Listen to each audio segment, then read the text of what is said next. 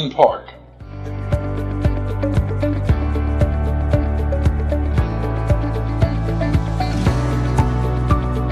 October 21st, 1941.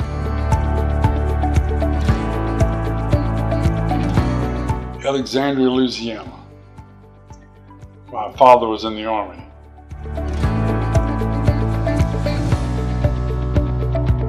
Nope, only child.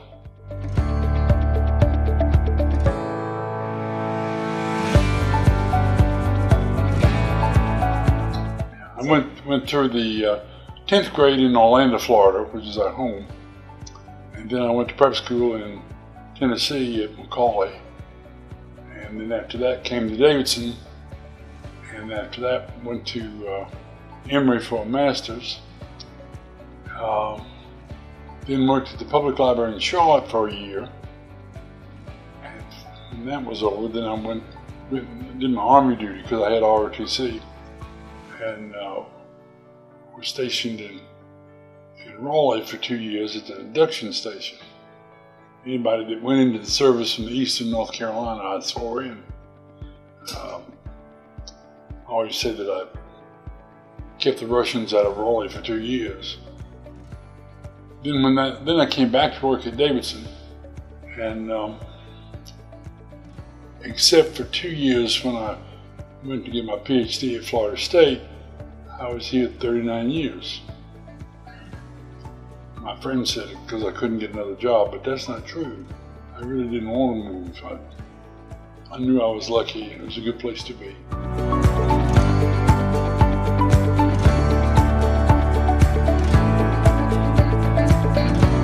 Library science.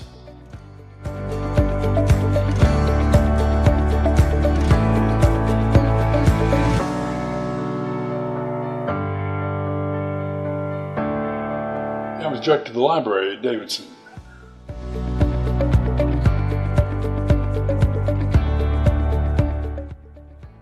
I had a dog, Cocker Spaniel.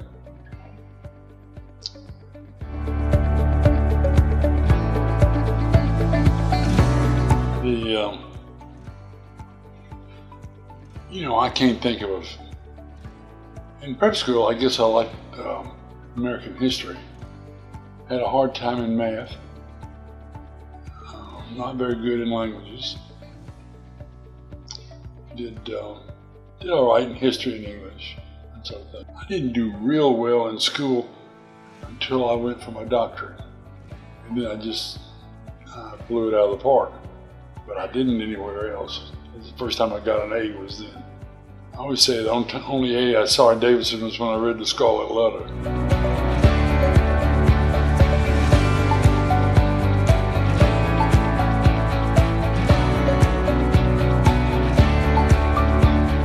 Sure, that's Colonel Benjamin Tarpley Harris from Sparta, Georgia, and this is his wife.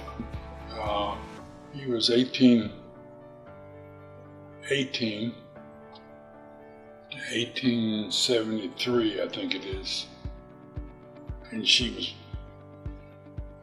not much older. She died about the same time.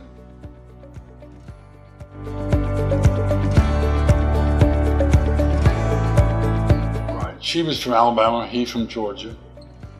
And they met down in Orlando, and they were there a long time. And they died there, for that matter.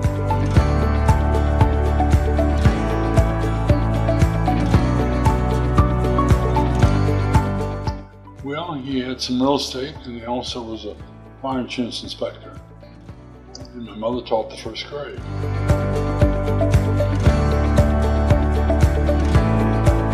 Oh, I'd get up and have a cup of coffee and read the newspaper. And I correspond with a lot of people. And you see, if you're here this long, I mean almost 40 years, you know a lot of students that graduate and stay. Last night, there's one that's a senior from Fayetteville, and he's named for me. His mother and father went to Davidson, and they were good friends. And then there's a couple down in Columbia, South Carolina, that named their daughter after me. That sounds funny, but they used my middle name, Madison. And his is his first name is Madison, but he goes by Carr.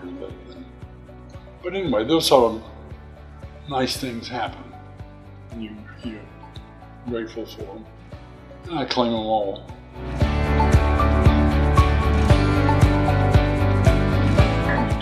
You don't do anything here. You can make your breakfast, but you get one meal a day. And that's nice. But I like to go out a lot. I like North Harbor, I like Brick House, I like the new one, Hello Sailor, I like Flatiron, Mamma Mia's. What's the tapas restaurant up in Canadians? I said tapas, not tapas. Well, I've done a fair amount. I've been to England and Scotland and Ireland and France, and Italy. And as far as foreign, and Bermuda and the Caribbean. Several of us chartered this yacht in the summer for several years, and in the summertime, and we belonged to a doctor in Colombia, and so and it came quick for the with a guy that piloted it, and his wife who was the cook and a full bar, and it was really it was a nice place. We had a good time with it.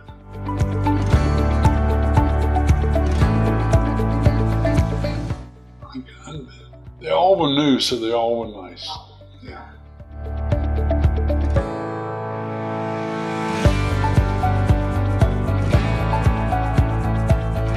Now we were driving through. We would go on some trips, just with small numbers, which was a lot nicer than the Greyhound bus approach. And we were going through, I think it was Ireland, and the sign said Park Castle, so you could, small number, we could stop and pull in. It wasn't open and it wasn't all that impressive, nothing that the Queen would go see, but that was fun. And my father was a genealogist, and I have a cousin in Atlanta that covers that now. You could get lost doing genealogy, just submerged.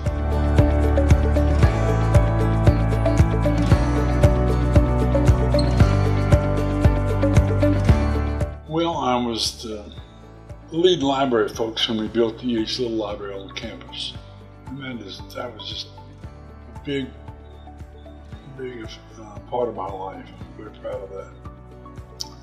And then I got the Bernie Award, which is for public service here in town, and the Order of the Long-Lived Pine from the governor, because I was on the State Library Commission and all that sort of stuff.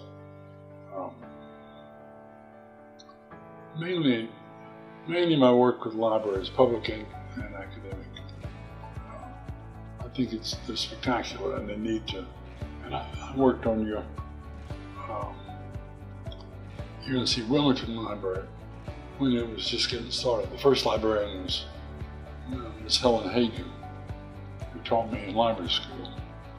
And I went down to see her several times and took up a bunch of things.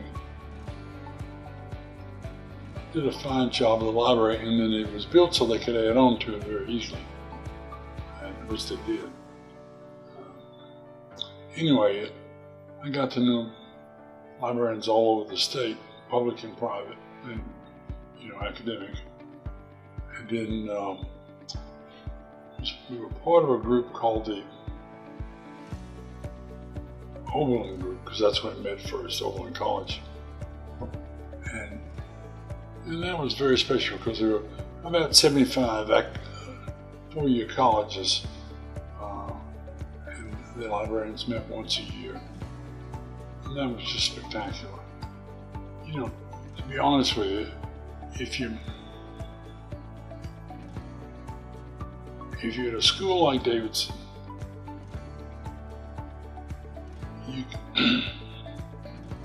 you have a lot of advantages that other people don't. And so that's a little embarrassing when you deal. I'm not going to list the names, but there's some colleges in North Carolina that, you know, serve a purpose, but they're not really competitors.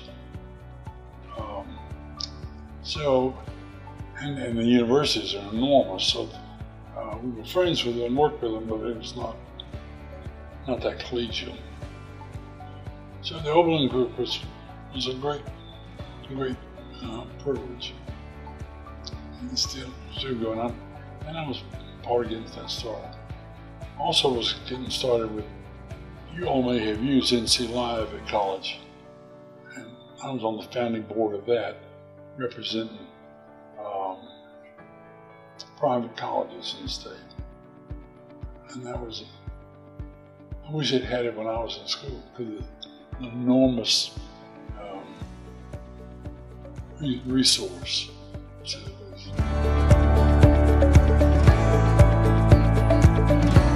I worked in the college library at Davidson when I was a student, and Dr. Davidson, my predecessor, who was also my mentor, said one time, why don't you go get a library degree and come back and work for him? And I did. He taught me several things, but mainly to love Davidson. I was asked once about what were my favorite professors, and Dr. Jim Purcell, who taught me to write, and that was a big gift, because I did a lot of writing when I was working in the library. And Dr. Sam Maloney, who is living out here now, took him for, back then you took a year of Old Testament and a year of New Testament. And I told him, I said, you just tore up my faith the first year, but you built it back the second year. And I was grateful for that. And then Dr. Davidson, who taught me to love Davidson. All those were lifelong gifts. I appreciate that.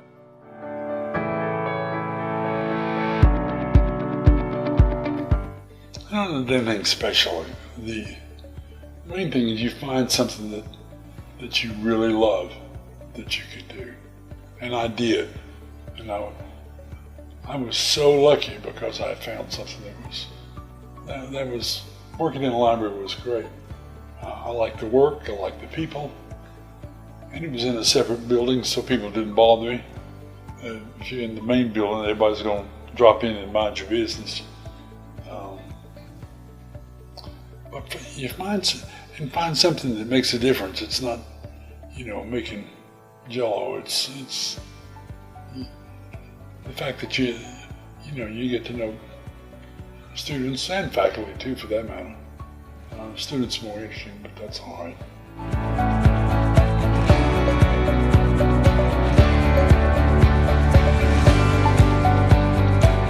I do. I read mainly professional things. When somebody said, "What are you reading now?" I said, "Well, you wouldn't like it," because it had something to do with running a library. But I'm having some time now to do some reading. But,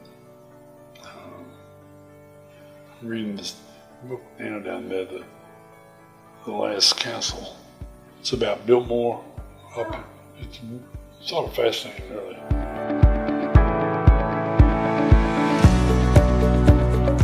Reading is a real gift. My parents loved to read, and they also were very active in their churches. He in the Methodist Church and she in the Episcopal Church, and that's been a real gift for me. I'm an Episcopalian. I have a little condo in 4th Ward in Charlotte, right across from St. Peter's Church that I go to. That's really been special to be able to go in there Friday or Saturday and go to a play or supper and that sort of thing, and be there for church the next day.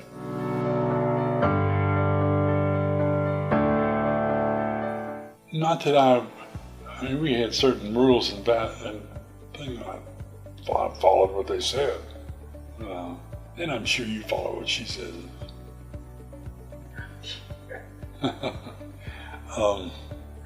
And you follow your parents.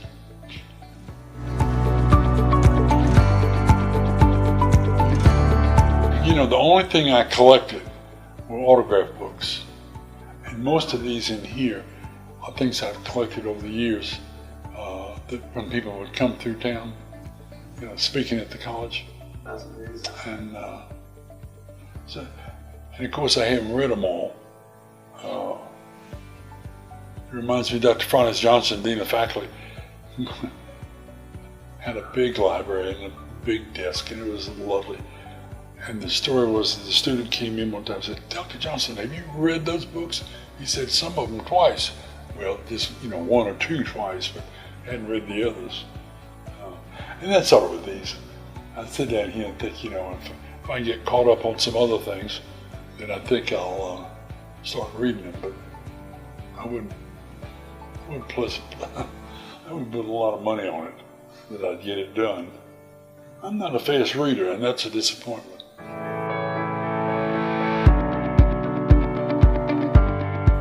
When I first came back to the athletic department, they were going to go to office snow skiing, and we were going up to Appalachia. Well, and so I signed up for it, and you took these terrible exercises. Awful. Well, then they didn't have much snow that year, and they had a flu epidemic, and so they canceled it. And I took that as a warning, and never did it again. But the water skiing I enjoyed. I wasn't a candidate for Cypress Gardens or anything like that, but I could do all right.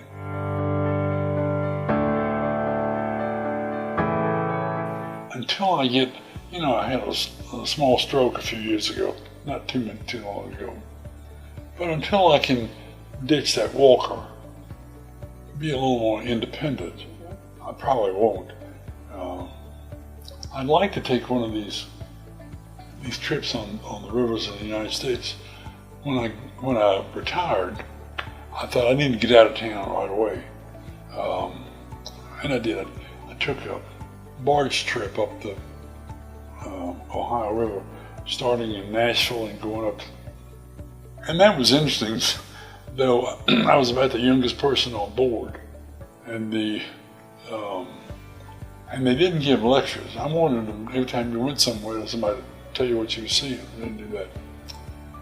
But they've got, that was all right, but I wouldn't do that again. But there's some wonderful trips, though, that follow Lewis and Clark trip out in the Northwest, and one that goes up to the Mississippi River. That would be fun. There's one that goes on the East Coast, which would be fun, except it stops at a lot of places I've already been. St. Augustine, Jacksonville, Savannah, Charleston, Washington. I've been to all those places. But I wouldn't mind going again, but if I'm going to put up that kind of money, probably I would go someplace I haven't been. But I think I would enjoy that.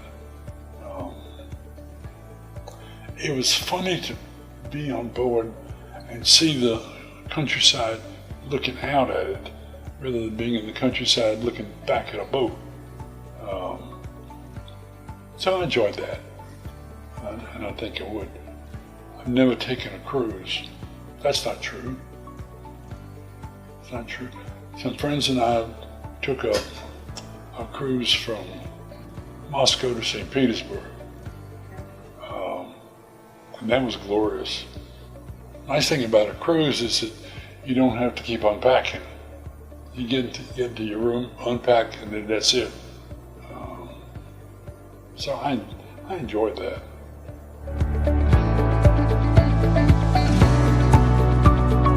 I have to look at the calendar. I really do go out a lot. People think it's a little funny right here. They say they don't see you. Well, there's a reason. I go out.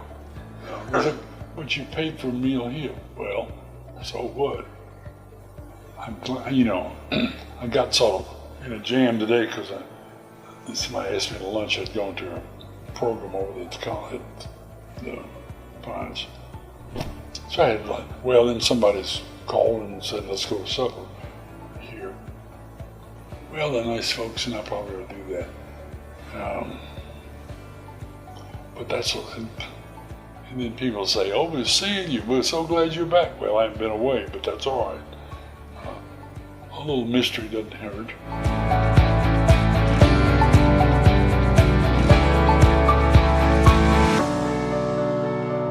It is a wonderful place.